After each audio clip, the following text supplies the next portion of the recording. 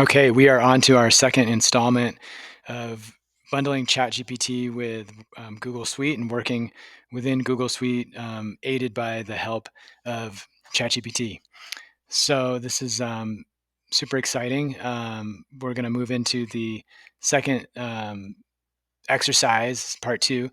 This is working within Google Docs. And so you can see I have a Google Doc up on the right hand side and ChatGPT open on the left hand side.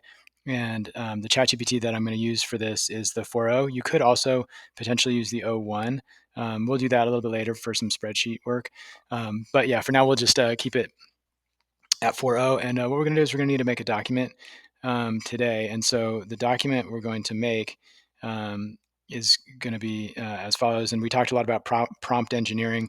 And so we're going to keep harping on that a little bit. I'm not sure which other sessions you've already seen or if you've watched these in order. But it's very important to get the right prompts and sort of in the right order when you're working with ChatGPT. And so I like to kind of do a little setup here and first say, hi. It's nice to be polite. I need you to generate a patient education sheet with the following specifications.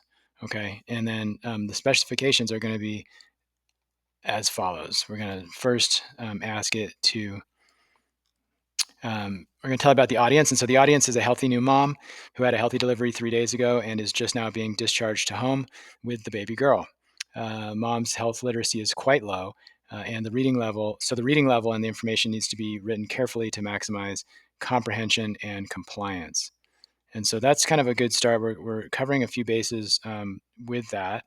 Um, and then what we're going to do next is we're going to talk about the length of the document. So, if you just let it be on its own, it's going to create a document of who knows what length, right? It could be any length, but we want to specify this as the length of being no more than 2 full pages of text, roughly 6 paragraphs. So terming it in number of paragraphs tends to be helpful. It has a hard time kind of doing word count. Historically, it's had a hard time doing word count. That might be better now. And it may not really understand pages. So we'll have to kind of see how that bears out. And then we're gonna tell it about the content, and that the content needs to cover some important information specific to caring for the baby in the first 24 hours. So we're going to have it develop uh, relevant content to that need. And then, so this happens sometimes. And what I'm going to do is I prematurely hit the enter button. So I'm going to stop. It's good to note that you can push that stop button down at the bottom, because I don't want it to go through the whole exercise of creating um, what we had written without really giving it the full scope. And because I'm kind of like showing you sentence by sentence how to build this, I I'm just going to terminate that one, and we'll start over. So it says in here we stopped generating the answer. We can go back over to the pencil and edit what we had. So this is good to show this actually. It's actually way easier to work in the edit by editing a pre-existing prompt than to start from scratch, because now I can use the enter button, like I'm hitting the enter button and it's not actually sending the document, sending the prompt. I find that to be easier because I do tend to accidentally hit the enter button a lot in doing this. So re-editing a pre-existing prompt helps with that. So the content needs to cover important information. We got that. And then I'm going to add a couple additional things here. Number one is that I want to say that the patient lives in San Francisco, California, and I'd like to include a couple of new mom resources in the documentation, especially a nurse advice line for new moms if one exists in that area.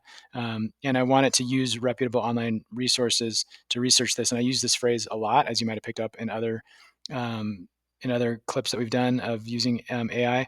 And so use available online resources to help research this. I think that's a pretty important thing to remind it to do. And we'll see what it does. Sometimes it fails with that task, but let's just see. And then one of the last things we're going to add here is for the health and medical information, be sure to write out the resources and citations in a reference section at the end of the document. All sources must be real. This is important. I like to over-specify this: real, not fake, and not fabricated.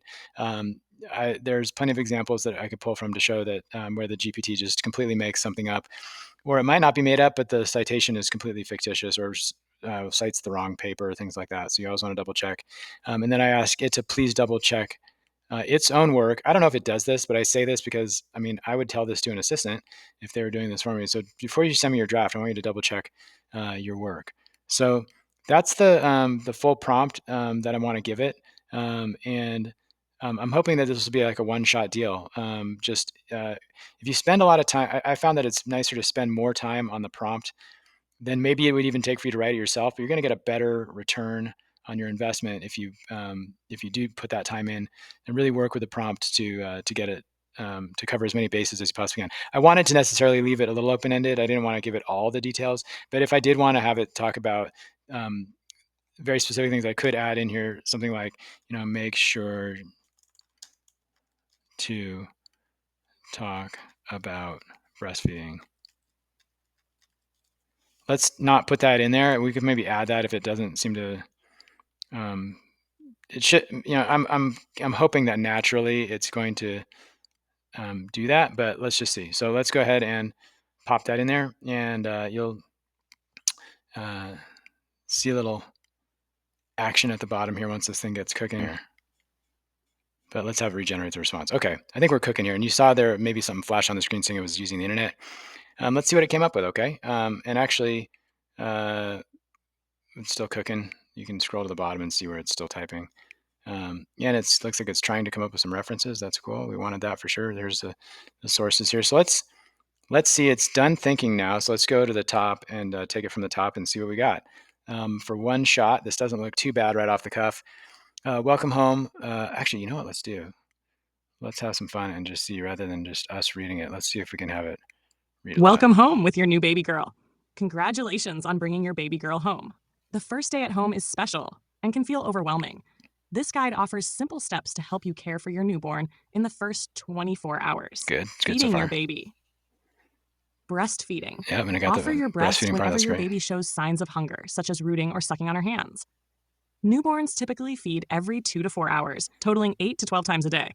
This frequent feeding helps your milk supply and keeps your baby healthy. I almost wonder if Cite it's when reading it more searched. slowly because of the reading Formula level or feeding. something. Huh. If you're using formula, feed your baby about 6 to 8 times in 24 hours. Always follow the instructions on the formula packaging and ensure bottles are clean before each use. This is looking pretty good. I'm going to go ahead and pause the read aloud because I think we're off to a good start. What we'll do is we're going to copy this and take it over to our document over here, and let's just drop it in there and see how it's all pretty well formatted, right? You can get a good idea of the sense of the formatting. We're going to make this bigger. Yeah, so it kind of messes up the citations here a little bit where it says cite search 2. I don't really know why that's kind of a mess, honestly. But maybe so. Sometimes there's another way to do the copy paste. What we can try doing is let's just do an actual drag and copy paste because I think sometimes that actually works better. And we're just going to try this live here. So let's go ahead and just drag and drop, see what happens if we just include all this garbage here. So I'm just going to use keystrokes to do command copy. And let's select all that, get rid of it. And let's see what happens if we paste like this. Oh, so this looks a little bit better in a way. I mean, it looks like maybe it included hyperlinks and stuff like that. It put everything in bold, which is awkward.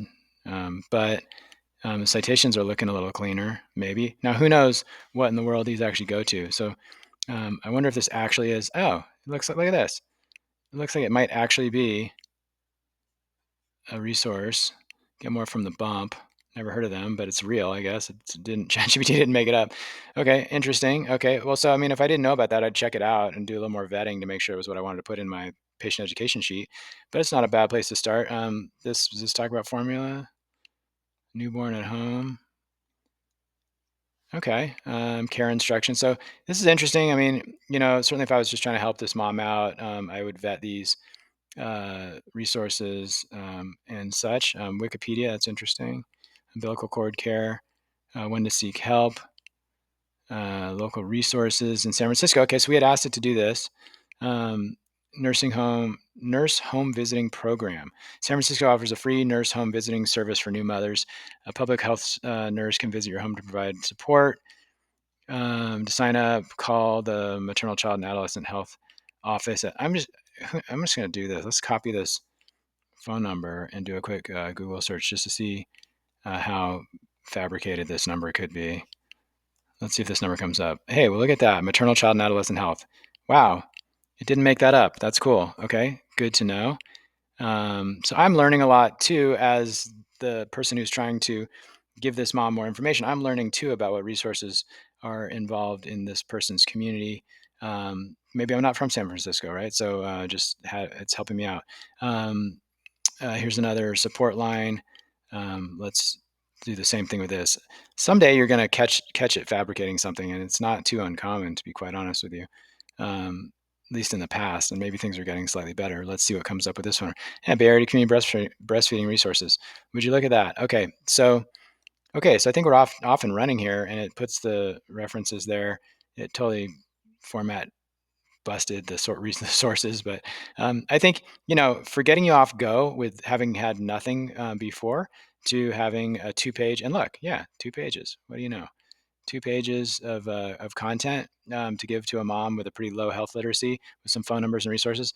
I think that's pretty good, and I think ChatGPT for the win on that one. So yeah, we're going to go ahead and just wrap this session up. Obviously, you could ask it to make any updates or changes or things like that on the fly if you wanted to, but I think we got a good starting point here for our document. All right, we're going to next work on another way to use ChatGPT within the documents. And so we're going to start that project here in just a minute. So see you back in just a second.